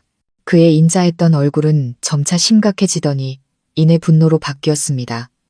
쯧쯧, 세상에 이런 일이. 그가 책상을 가볍게 내리쳤습니다. 정말 천벌을 받을 짓이군. 그는 한숨을 쉬며 가여운 눈빛으로 저를 바라봤습니다. 그동안 고생이 많았구려. 내가 반드시 돕겠소. 잠시만 기다리시오. 그는 그렇게 말하고 안쪽의 작은 방으로 들어갔습니다. 무언가를 뒤적이는 소리가 들렸고 제 심장은 그 소리에 맞춰 쿵쾅거렸습니다. 기록이 남아있을까? 한참 후 그가 손에 누렇게 변한 서류 뭉치를 들고 나왔습니다. 찾았소. 여기 아가씨 기록이오. 나는 혹시 몰라 환자 기록을 모두 보관하는 습관이 있어. 오늘 이렇게 쓰일 줄은 몰랐구려. 서류 뭉치를 받아든 저는 떨리는 손으로 한 장 한 장 넘겨보았습니다. 거기에는 제가 진료받은 날짜, 손목 염좌 및 타박상, 어깨 부위의 넓은 멍, 관자놀이 부종 등 상처의 상태가 상세히 기록되어 있었습니다. 그리고 저와 김 변호사님을 가장 놀라게 한 것은 각 진료 기록의 마지막 부분이었습니다. 제가 거짓말했던 오토바이 사고라는 진단명 옆에 노의사 선생님이 붉은 펜으로 작은 글씨를 덧붙여 놓았던 것입니다. 폭행의심이라고. 뿐만 아니라 그는 서류철 안에 당시 제 상처를 근접 촬영한 작은 폴라로이드 사진 몇 장을 끼워두었습니다. 그때도 이상하다고 생각은 했지만 사적인 일이라 차마 묻지는 못했소. 그가 침울한 목소리로 말했습니다. 자료로 남겨두려고 몰래 찍어둔 것인데 내 예감이 맞을 줄이야. 이거 가져가시오. 부디 공정함을 되찾는데 도움이 되길 바라오. 저와 김 변호사님은 기쁨과 감동을 감추지 못한 채 서로를 바라봤습니다. 이것이 바로 우리가 찾던 결정적 증거였습니다. 제가 묻어두려 했던 오래된 상처와 고통이 이제 가장 날카로운 무기가 되었습니다. 저는 그저 고개를 숙여 친절한 노의사 선생님께 감사 인사를 드릴 뿐이었습니다. 선생님, 정말 어떻게 감사드려야 할지 모르겠습니다. 그는 그저 손을 저으며 온화하게 웃었습니다. 별 말씀을. 사람 하나 살리는 게 탑 7개 쌓는 것보다 낫다고 했소. 나는 마땅히 해야 할 일을 했을 뿐이요. 부디 힘을 내시오. 진실은 반드시 이길 거요. 한의원을 나서며 저는 천근만근의 짐을 내려놓은 기분이었습니다. 손에 든 서류 뭉치는 더 이상 치욕의 증거가 아니었습니다. 그것은 희망의 상징이었고 어두운 터널 끝에서 서서히 모습을 드러내는 정의의 빛이었습니다. 싸움은 아직 끝나지 않았지만 이제 제 손에는 날카로운 검이 들려 있었습니다. 그리고 저는 정의의 저울이 서서히 우리 모자 쪽으로 기울고 있음을 알았습니다. 귀중한 진료 기록을 확보한 후 김민규 변호사님이 제게 말했습니다. 미정 씨, 이 증거들만으로도 매우 강력합니다. 하지만 그림을 더 완벽하게 만들고 법원의 사건의 심각성을 명확히 보여주기 위해서는 이웃들의 증언이 필요합니다. 직접 폭행 장면을 목격하지는 못했더라도 지난 수년간 분명 이상한 낌새를 눈치챘을 겁니다. 솔직히 처음에는 망설여졌습니다. 안평 빌라 단지는 고급 주거 지역으로 집집마다 담이 높고 문이 굳게 닫혀 있었습니다. 이웃들은 서로 교류가 거의 없었고 각자의 삶을 살았습니다. 게다가 시댁은 그 동네에서 꽤나 영향력이 있었습니다. 많은 사람들이 박성중을 인맥 넓은 젊은 사장으로 알고 있었습니다. 아무도 증언에 나서려 하지 않을까봐 보복을 당하거나 귀찮은 일에 휘말릴까봐 두려웠습니다. 내 집 앞 눈만 쓸면 그만이라는 생각이 그런 곳에 불문율이었습니다. 하지만 김 변호사님은 끈질겼습니다. 일단 시도해 봅시다. 저는 어디에나 양심 있는 좋은 사람들이 있다고 믿습니다. 문제는 그들이 목소리를 낼 용기가 있느냐, 없느냐일 뿐이죠. 그리고 우리가 할 일은 그들에게 용기를 주는 것입니다. 며칠 후 저는 김 변호사님 그리고 경찰 제복을 입은 이수진 경위와 함께 안평빌라 단지로 다시 돌아갔습니다. 경찰의 등장은 작은 소동을 일으켰습니다. 우리는 우리 집이 아닌 주변 집들부터 찾아갔습니다. 첫 번째로 방문한 곳은 바로 옆집에 사는 퇴직 공무원 박 선생님 댁이었습니다. 그는 꽤나 까다롭고 말수가 적은 분이었습니다. 우리가 방문 목적을 설명하자 그는 손을 내저으며 말했습니다. 나는 아무것도 모릅니다. 당신들 집안일에 끼어들고 싶지 않으니 귀찮게 하지 마시오. 그는 그렇게 말하고 문을 쾅 닫아버렸습니다. 첫 거절에 조금 실망했지만 우리는 포기하지 않고 두 번째, 세 번째 집을 방문했습니다. 돌아오는 대답은 비슷했습니다. 바빠서 잘 몰라요. 집이 방음이 잘 돼서 아무 소리도 못 들었어요. 제발 우리 좀 내버려 두세요. 우리도 먹고 살아야 합니다. 그들의 눈에서 공포를 읽을 수 있었습니다. 연루되는 것에 대한 두려움, 보복에 대한 두려움. 그들의 무관심은 제 마음에 찬물을 끼얹는 것 같았습니다. 사람과 사람 사이에는 때로 콘크리트 벽보다 더 단단한 보이지 않는 벽이 존재했습니다. 거의 포기하고 돌아가려던 순간 맞은편 빌라에서 한 여자가 조심스럽게 문을 열고 우리를 손짓해 불렀습니다. 저와 나이가 비슷해 보이는 전업주부인 영희 엄마였습니다. 예전에 쓰레기를 버리러 나갔을 때 몇 번 인사를 나눈 적이 있었습니다. 저희 집으로 들어와서 잠시 이야기 좀 하실래요? 그녀가 주변을 살피며 조심스럽게 말했습니다. 우리는 그녀의 집으로 들어갔습니다. 그녀는 서둘러 문을 닫고 우리에게 물을 따라주었습니다. 죄송해요. 바로 나서지 못해서. 그녀가 떨리는 목소리로 말했습니다. 저도 너무 무서웠어요. 남편 사업이 성중시 회사와 몇 번 엮인 적이 있어서. 제가 나섰다가 남편 일에 문제가 생길까봐. 걱정 마세요. 법은 증인을 보호합니다. 누구도 해를 끼칠 수 없습니다. 수진이 그녀를 안심시켰습니다. 영희 엄마는 용기를 내기 위해 깊은 숨을 들이쉬었습니다. 더는 침묵할 수 없었어요. 미정 씨와 민준이를 생각하면 마음이 너무 아파서. 저도 엄마잖아요. 오늘 제가 침묵하면 내일은 다른 누군가에게 똑같은 비극이 일어날 수 있다고 생각했어요. 그리고 그녀는 이야기하기 시작했습니다. 그녀는 집이 방음이 잘 되지만 고요한 밤이 되면 종종 우리 집에서 큰 다툼 소리와 욕설이 들려왔다고 했습니다. 심지어 물건을 부수는 소리와 아이의 비명 같은 울음소리를 들은 적도 있다고 했습니다. 사건이 있던 날 밤, 그녀가 여전히 두려운 목소리로 말했습니다. 저는 모든 걸 들었어요.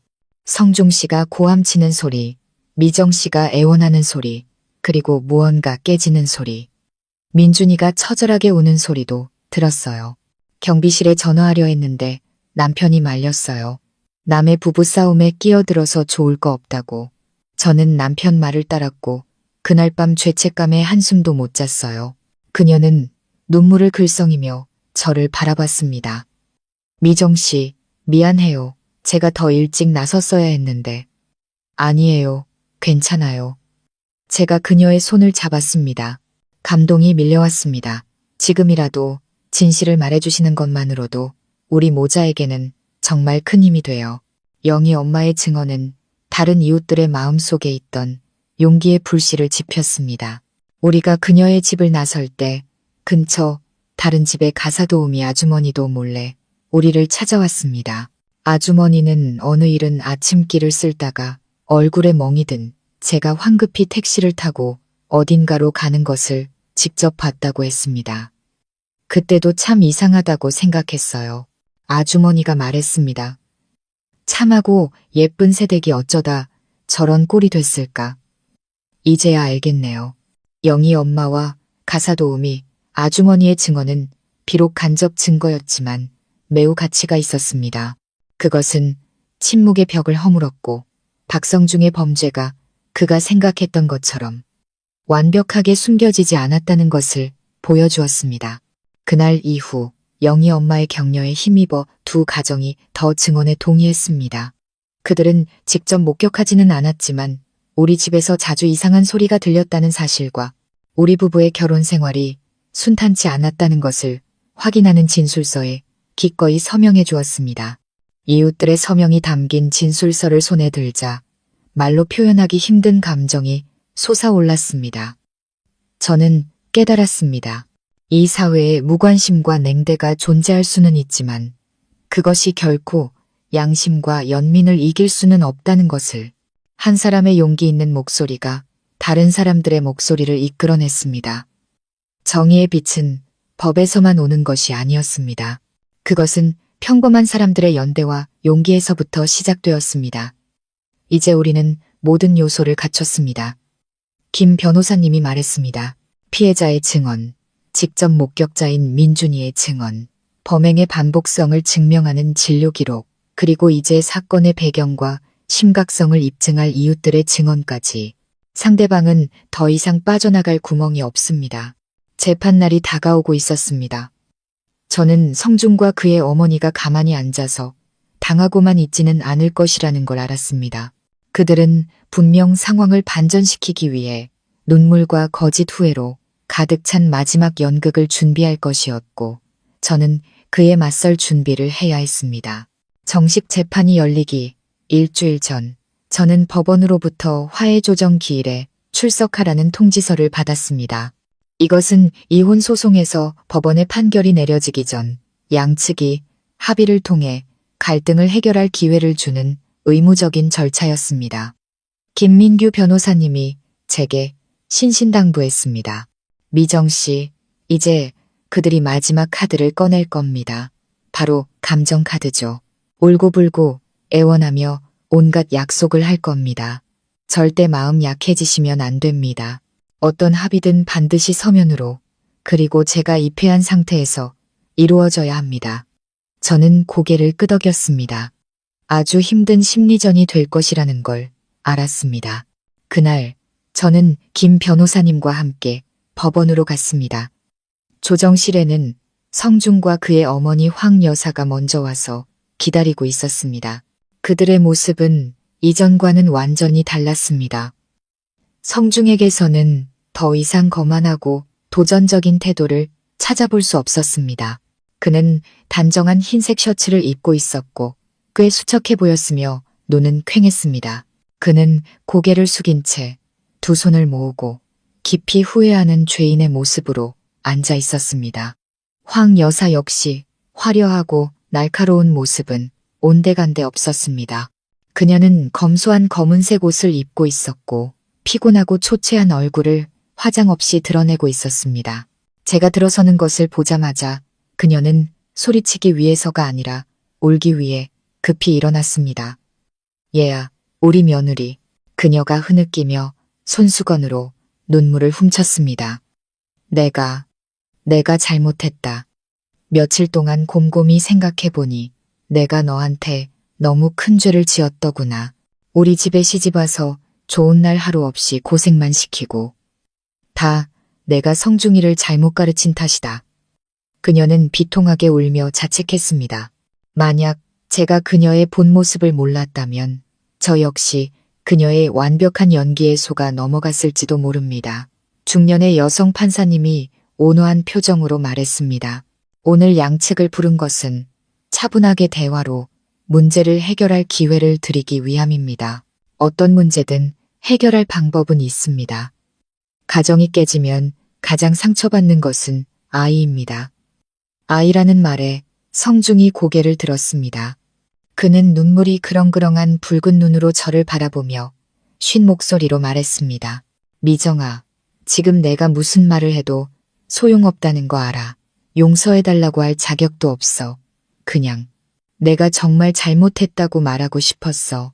나는 나쁜 남편이었고 형편없는 아빠였어. 술과 스트레스에 굴복해서 악마가 되어버렸어. 제정신이 들 때마다 너무 후회하고 자책했어. 내가 왜 너한테 그런 짓을 했는지 나도 모르겠어. 그는 일어나 천천히 제게 다가오더니 갑자기 제 앞에 무릎을 꿇었습니다. 미정아, 제발 마지막으로 한 번만 기회를 줘.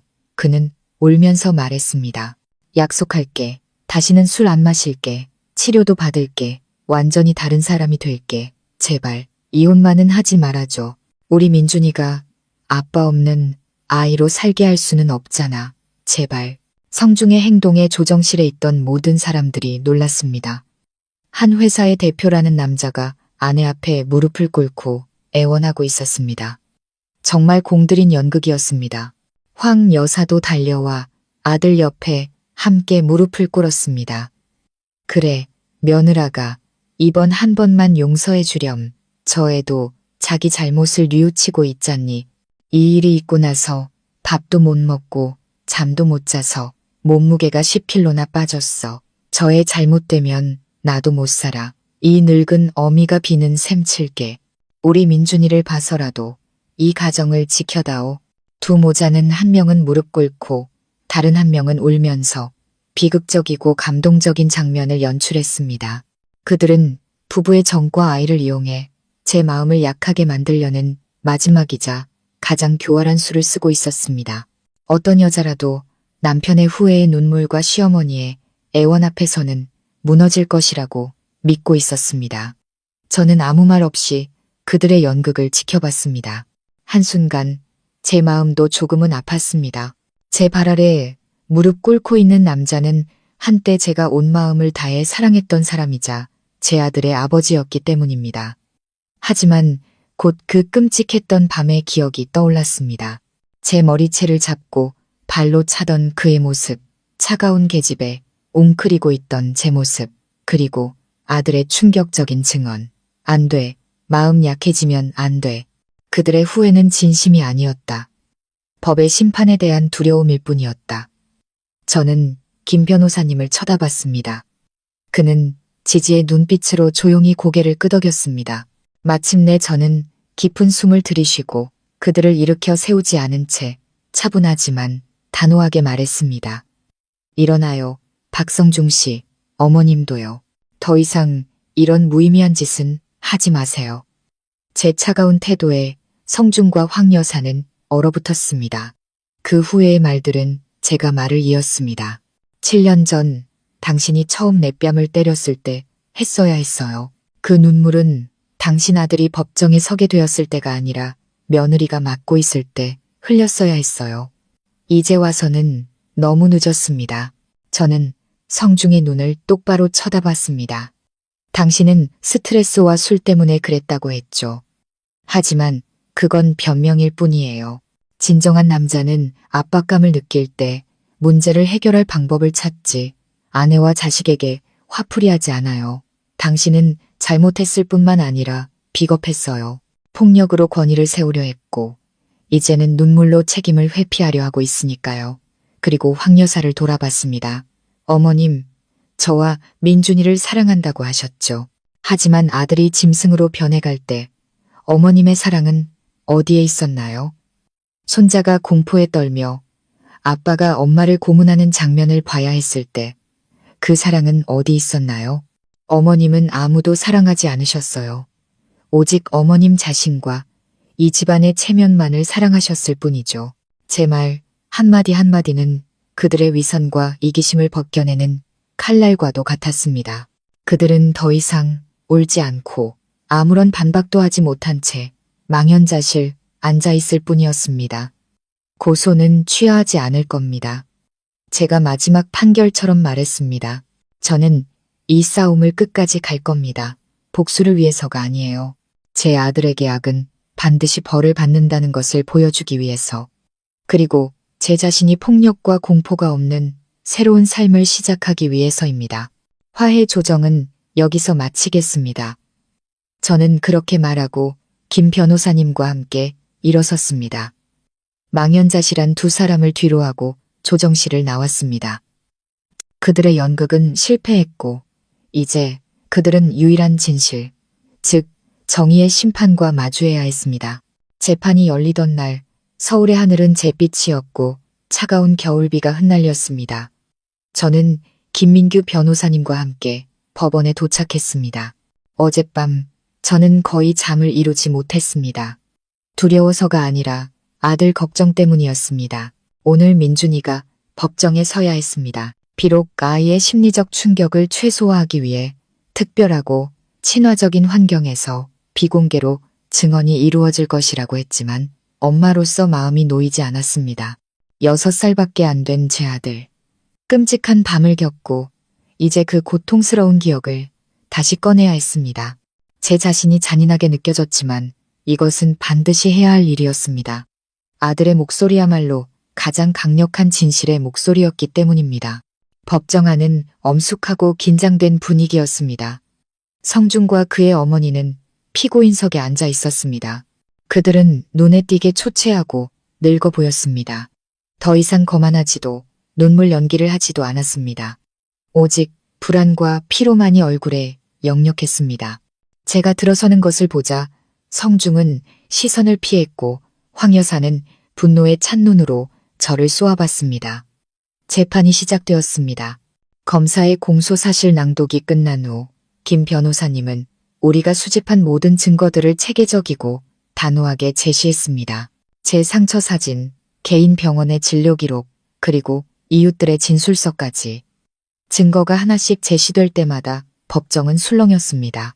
성중의 변호사는 제 상처는 스스로 넘어져 생긴 것이며 이웃들의 증언은 단순한 헛소문일 뿐이라고 반박하려 애썼습니다. 치열한 공방이 오갔습니다. 그리고 마침내 가장 중요한 순간이 왔습니다. 재판장이 미성년 증인인 박민준 군에 대한 증인 신문을 진행하겠다고 선언했습니다. 규정에 따라 증인 신문은 재판부, 검사, 양측, 변호사, 심리 전문가, 그리고 보호자인 저만 참석한 가운데 별도의 방에서 진행되었습니다. 성중과 황 여사는 참석할 수 없었고 오직 TV 화면을 통해서만 지켜볼 수 있었습니다. 민준이는 이수진 경위에 손을 잡고 방으로 들어왔습니다. 제가 준비해준 새 옷을 입은 아이는 이 엄숙한 공간 속에서 너무나 작고 외로워 보였습니다. 저를 보자 아이는 달려와 제 다리를 꼭 껴안았습니다. 엄마, 저는 몸을 숙여 아이를 안고 귓가에 속삭였습니다. 민준아, 착하지, 무서워하지 마. 여기 계신 분들은 그냥 몇 가지만 물어볼 거야. 네가 보고 들은 대로만 솔직하게 말하면 돼. 엄마가 항상 옆에 있을게. 심리 전문가인 젊고 인상 좋은 선생님이 민준이 곁으로 다가왔습니다. 그녀는 사건에 대해 바로 묻지 않고 슈퍼히어로 이야기부터 시작했습니다. 민준아, 슈퍼히어로 좋아하니? 네. 민준이가 긴장이 풀린 듯 작게 대답했습니다. 그럼 슈퍼히어로의 가장 큰 힘이 뭔지 아니? 민준이가 잠시 생각하더니 말했습니다. 용기요. 맞아. 심리 전문가가 미소 지었습니다. 진실을 말하고 약한 사람을 지켜주는 용기. 오늘 민준이도 그런 용감한 슈퍼히어로가 될 수 있어. 해볼래? 민준이가 결심에 찬 눈빛으로 고개를 끄덕였습니다. 그리고 재판장이 따뜻한 목소리로 대화를 시작했습니다. 그녀는 딱딱한 법률 용어가 아닌 마치 할머니가 손주에게 이야기하듯 물었습니다. 민준아, 엄마를 사랑하니? 네. 세상에서 엄마를 제일 사랑해요. 그럼 아빠는 사랑하니? 민준이가 잠시 침묵하더니 고개를 살짝 숙였습니다. 전에는요. 하지만 지금은 아니에요. 왜 그렇게 생각하니? 민준이의 동그란 눈에 눈물이 그렁그렁 맺혔습니다. 아빠가 자꾸 엄마를 때려서요. 방 전체가 침묵에 잠겼습니다. 화면을 통해 저는 성중의 어깨가 움찔하는 것을 볼 수 있었습니다. 아빠가 엄마를 자주 때렸니? 아는 대로 이야기해 줄 수 있을까? 재판장이 부드럽게 물었습니다. 그리고 민준이는 어린아이의 서툰 언어로 가정폭력이라는 끔찍한 그림을 그려나가기 시작했습니다. 아이는 아빠가 엄마를 밀어 넘어뜨렸던 일, 방에서 엄마 우는 소리를 들었던 일들을 이야기했습니다. 날짜는 정확히 기억하지 못했지만 충격적인 기억들은 생생했습니다. 한 번은 아빠가 밥그릇을 엄마한테 던졌어요. 밥이 뜨거워서 엄마 손이 빨갛게 되었어요. 다른 날에는 허리띠를 들고 엄마를 때리려고 했어요. 제가 너무 무서워서 아빠 다리를 붙잡고 때리지 말라고 빌었어요. 아이의 말 한마디 한마디가 제 심장을 도려내는 것 같았습니다. 아들이 이렇게 많은 것을 보고 기억하고 있을 줄은 몰랐습니다.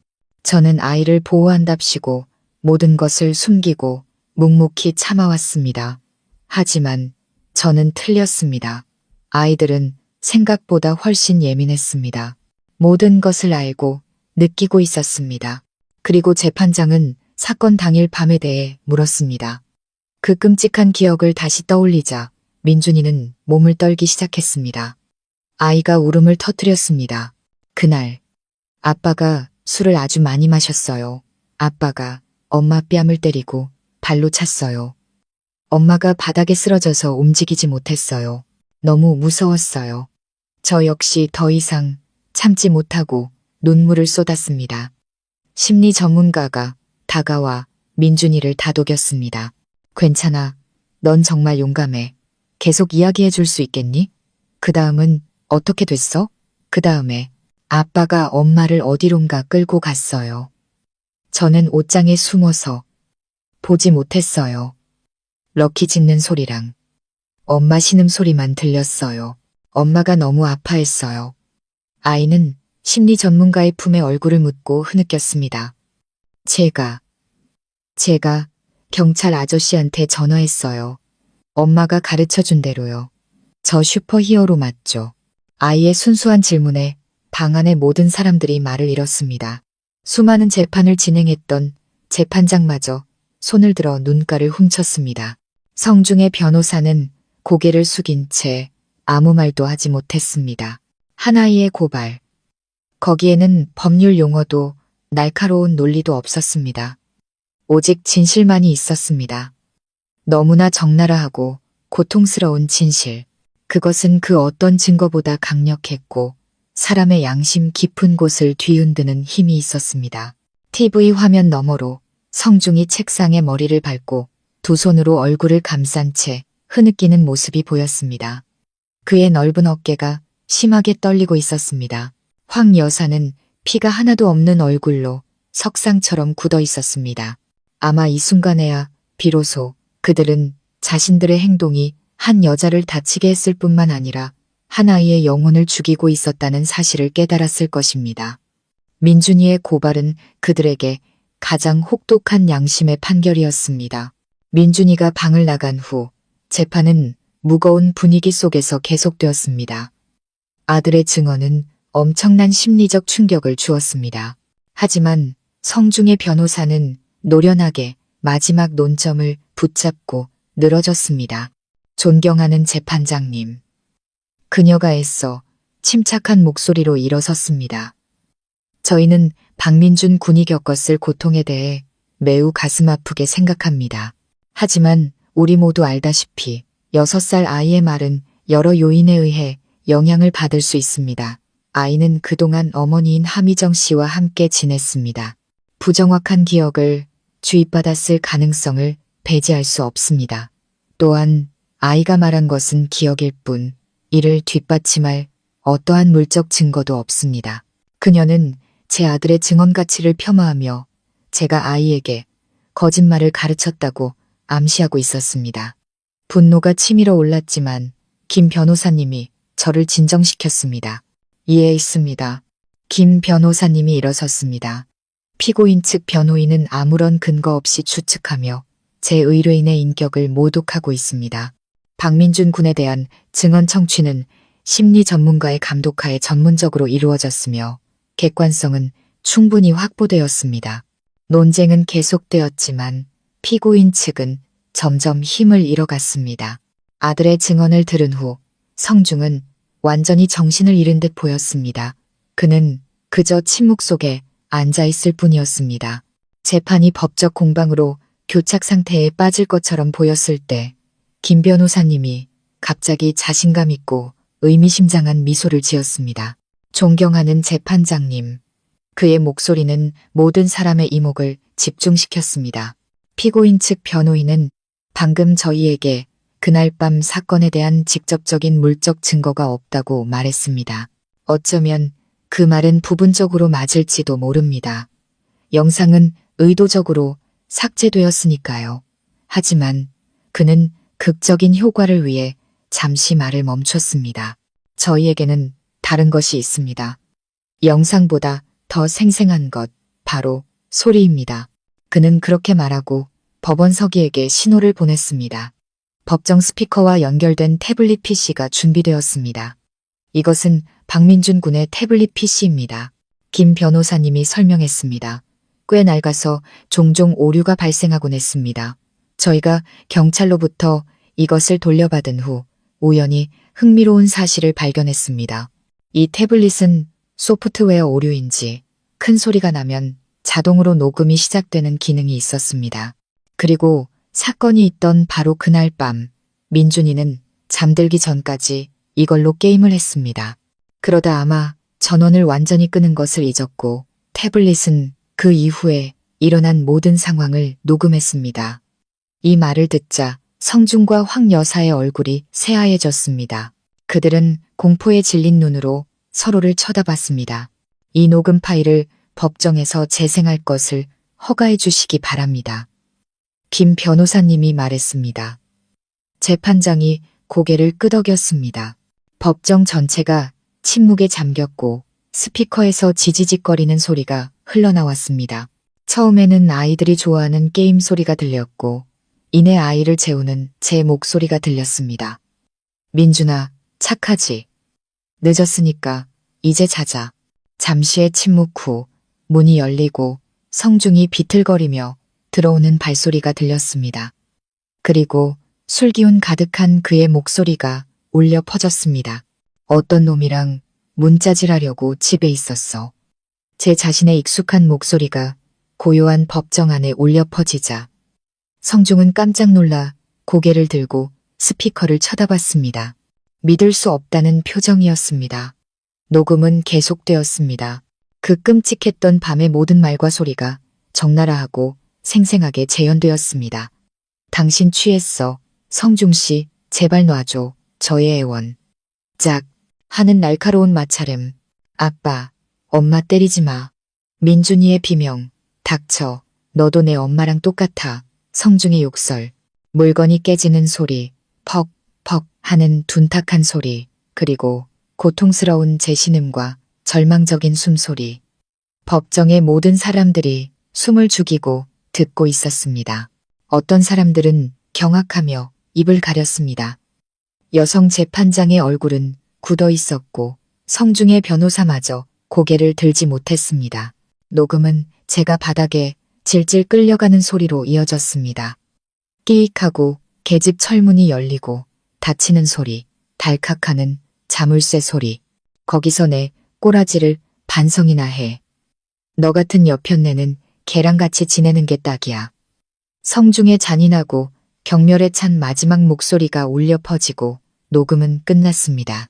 녹음은 끝났지만 그 뒤에 남은 침묵은 그 어떤 소리보다 더 무서웠습니다. 더 이상 부인할 수 없었습니다. 모든 변명과 연극은 이보다 더 생생할 수 없는 증거 앞에서 우스꽝스럽고 무의미해졌습니다. 이것이 바로 치명타 마지막 일격이었습니다. 피고인 박성중 재판장이 판사봉을 내리쳤습니다. 그 소리가 죽음 같은 침묵을 깨고 위험 있게 울려 퍼졌습니다. 더 할 말이 있습니까? 성중은 석상처럼 굳어 앉아 있었습니다.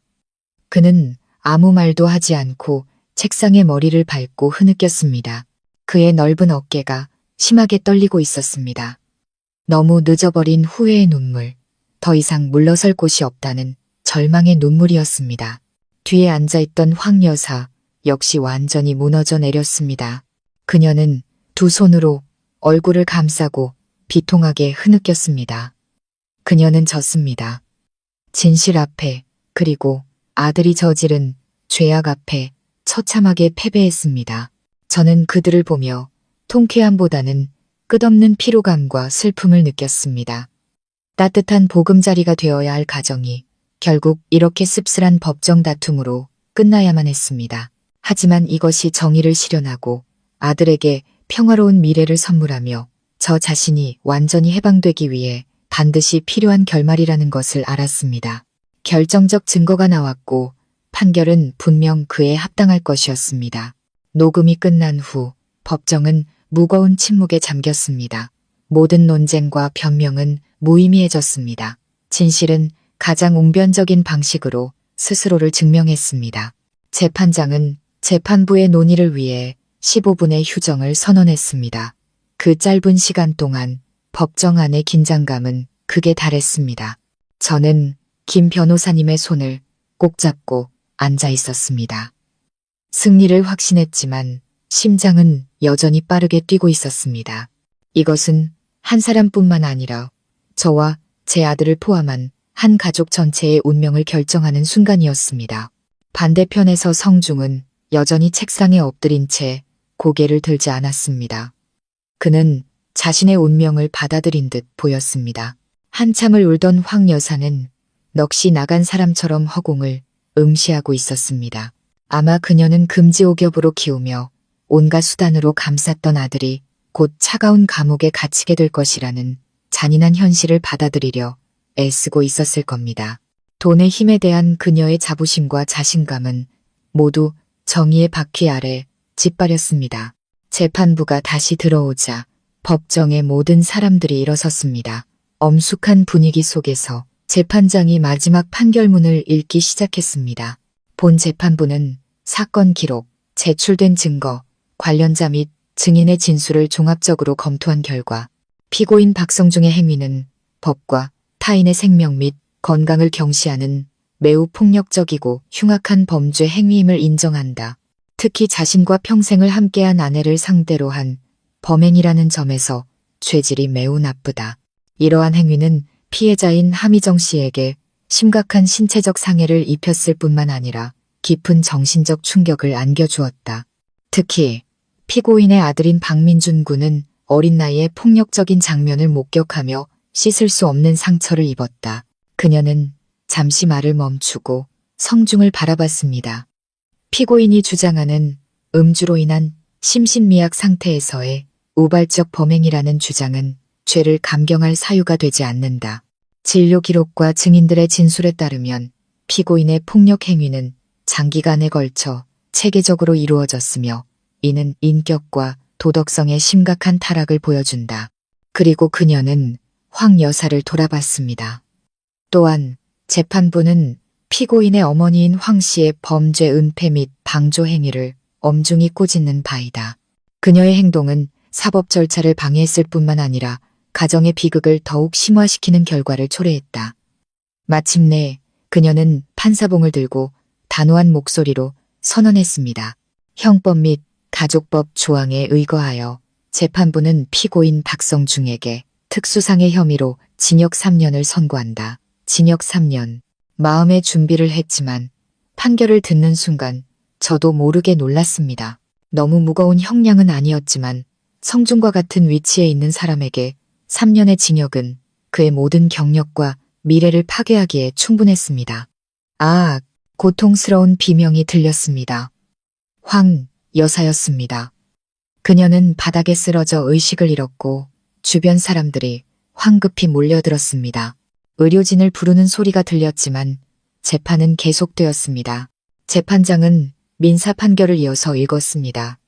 원고 함희정의 이혼 청구는 인용한다.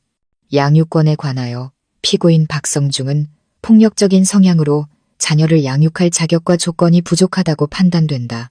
따라서 박민준 군의 친권 및 양육권은 원고 함희정에게 있으며 피고인은 박민준 군이 성년이 될 때까지 매월 100만 원의 양육비를 지급할 의무가 있다. 모든 것이 끝났습니다. 제가 이겼습니다. 지옥 같은 결혼 생활에서 벗어났고 무엇보다 제 인생의 가장 소중한 보물인 아들을 지켜냈습니다. 다시 눈물이 흘렀습니다. 이번에는 안도와 진정한 해방의 눈물이었습니다. 성중은 2명의 교도관에게 이끌려 나갔습니다. 제 옆을 지나갈 때 그는 잠시 멈춰서서 저를 보지 않은 채 아주 작고 쉰 목소리로 말했습니다. 민준이 잘 키워줘. 그리고 그는 걸어갔습니다. 그의 넓었던 등은 이제 초라하고 힘없이 굽어 있었습니다. 저는 그를 보며 통쾌함보다는 깊은 슬픔을 느꼈습니다. 만약 그가 더 일찍 멈출 줄 알았다면, 만약 그가 가진 것을 소중히 여길 줄 알았다면, 우리 가족은 이런 비극적인 결말을 맞이하지 않았을 텐데, 황 여사는 의료진의 처치를 받고 정신을 차렸습니다. 그녀는 휠체어에 앉아 멀어져 가는 아들의 뒷모습을 넉나간 눈으로 바라보고 있었습니다. 그녀는 모든 것을 잃었습니다. 아들을 잃고 손자를 잃고 마지막 자존심마저 잃었습니다. 그것은 어쩌면 성중의 3년 징역보다 더 무거운 형벌일지도 몰랐습니다. 저는 김 변호사님, 이수진 경위와 함께 법원을 나섰습니다. 어느새 차가운 겨울비는 그치고 잿빛 구름 사이로 희미한 햇살이 비추고 있었습니다. 나뭇가지 위에서는 참새들이 다시 지저귀기 시작했습니다. 모든 것이 다시 살아나는 듯 했습니다. 다 끝났습니다. 미정 씨. 수진이 미소 지으며 제 어깨를 가볍게 두드렸습니다. 이제부터 새로운 삶을 시작하실 수 있어요. 저는 고개를 끄덕이며 신선한 공기를 깊게 들이마셨습니다. 그렇다. 새로운 삶. 더 이상 폭행도, 욕설도, 두려움도 없는 삶. 오직 저와 아들, 그리고 평화만이 존재하는 삶. 법의 심판은 내려졌지만 저는 알고 있었습니다.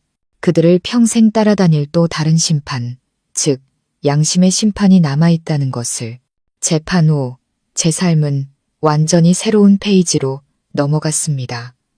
과거의 고통스러운 얼룩이 없는 새하얀 종이었습니다. 폭풍은 지나갔고 모든 먼지와 오물을 씻어내고 놀랍도록 맑고 푸른 하늘을 남겨주었습니다. 제가 가장 먼저 한 일은 아들을 데리러 가는 것이었습니다. 저를 보자 민준이는 환호성을 지르며 달려와 제 목을 꼭 껴안았습니다. 엄마, 우리가 이겼지. 저는 아이를 품에 안고 부드러운 머리카락에 입을 맞췄습니다. 응, 우리 아들, 우리가 이겼어. 이제 아무도 우리를 괴롭히지 못할 거야. 아이는 햇살처럼 환하게 웃었습니다. 그 미소를 보며 저의 모든 희생과 투쟁이 같이 있었다는 것을 깨달았습니다.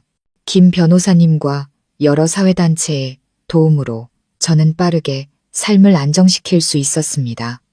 작고 아늑한 아파트를 구했습니다. 예전의 호화로운 빌라만큼 넓지는 않았지만 이곳에서 저는 진정한 가정의 평화와 따뜻함을 느꼈습니다. 아들과 함께 집을 꾸미고 베란다에 작은 화분을 가꾸었습니다. 매일 밤 아이가 잠든 후 저는 창가에 앉아 반짝이는 도시의 불빛을 내려다보았습니다. 지난 7년 만에 처음으로 제가 진정으로 살아있다고 느꼈습니다. 저는 더 이상 건조한 사무직으로 돌아가지 않기로 결심했습니다. 지난 7년간 저는 너무 의존적인 삶을 살며 제 자신을 잃어버렸습니다. 이제는 제 열정과 가치를 되찾아야 할 때였습니다. 원래 요리와 제빵에 소질이 있었던 저는 용기를 내어 대출을 받아 아침 햇살 베이커리라는 작은 빵집을 열었습니다. 제가 만드는 모든 빵이 달콤한 맛뿐만 아니라 폭풍 후의 새로운 시작과 희망에 대한 이야기를 담기를 바랐습니다. 진심을 담아 만든 빵 덕분에 제 빵집은 금세 사람들의 사랑을 받게 되었습니다. 사업은 날로 번창했고 저는 우리 모자의 삶을 책임질 수 있을 뿐만 아니라 저와 비슷한 처지에 있는 다른 여성들에게 일자리를 제공할 수도 있게 되었습니다. 하지만 저를 가장 행복하게 한 것은 물질적인 성공이 아니라 아들의 변화였습니다. 더 이상 고함과 욕설이 없는 평화로운 환경에서 살게 되자 민준이는 서서히 공포의 그림자에서 벗어났습니다. 아이는 훨씬 활발하고 밝아졌으며 얼굴에서는 해맑은 웃음이 떠나지 않았습니다. 가끔 아이는 아빠에 대해 물었습니다. 저는 결코 거짓말을 하거나 성중이나 시댁에 대한 나쁜 이미지를 심어주지 않았습니다. 그저 부드럽게 말해주었습니다. 아빠가 큰 잘못을 해서 그것을 바로잡을 시간이 필요하기 때문에 엄마와 함께 살 수 없게 되었다고. 저는 아이가 열린 마음으로 자라난다면 언젠가 어른들의 복잡한 이야기를 스스로 이해하고 용서할 수 있을 것이라고 믿었습니다.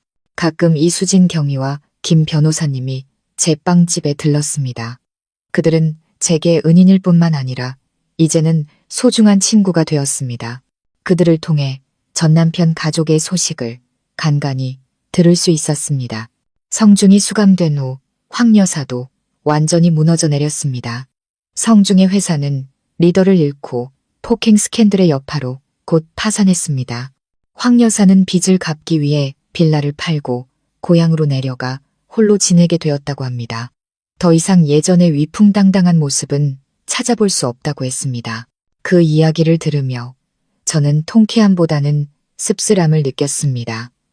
뿌린 대로 거둔다는 말. 그것은 공평하지만 참으로 무서운 인생의 법칙이었습니다. 제 이야기는 어떤 경로를 통해 많은 사람들에게 알려졌습니다. 저처럼 침묵 속에서 폭력을 견디고 있는 많은 여성들이 저를 찾아와 자신의 이야기를 털어놓고 조언과 공감을 구했습니다. 그들에게서 제 자신의 모습을 보며 저는 더 이상 저만을 위해 살 수 없다는 것을 깨달았습니다. 제 이야기를 통해 그들에게 힘을 주어야겠다고 다짐했습니다. 저는 가정폭력 반대운동에 적극적으로 참여하는 활동가가 되었습니다. 강연과 토론회에 참석해 제 이야기를 공유했습니다. 그것은 신세한탄이 아니라 하나의 메시지를 전하기 위함이었습니다. 가정폭력은 누구 한 사람의 개인적인 문제가 아닙니다. 그것은 범죄이며 침묵은 그 범죄의 공범입니다. 두려워하지 말고 용감하게 목소리를 내세요. 당신은 결코 혼자가 아닙니다. 법과 사회가 당신을 보호할 것입니다. 구독자 여러분, 이렇게 한 여인의 눈물겹고 고통스러웠지만 동시에 위대하고 강인했던 여정은 막을 내렸습니다. 그녀의 이야기를 들으며 우리는 어쩌면 행복은 가만히 주어지는 것이 아니라 때로는 용감하게 싸워 쟁취해야 하는 것이라는 사실을 깨닫게 됩니다. 그리고 가장 소중한 자유는 바로 두려움으로부터의 자유라는 것을 말입니다. 이 이야기는 단순한 폭력 고발이 아닙니다. 이것은 모성애에 대한 찬가이며 하나의 비범한 용기와 모든 인간 내면의 잠재된 힘에 대한 이야기입니다. 이 이야기는 우리에게 보여줍니다. 당신이 아무리 약하고 상황이 아무리 절망적일지라도 침묵을 깨고 정의를 위해 일어설 용기만 있다면 당신은 터널 끝에서 빛을 발견하게 될 것이라고 말입니다. 폭풍이 지나가면 반드시 아침은 밝아옵니다. 감사합니다.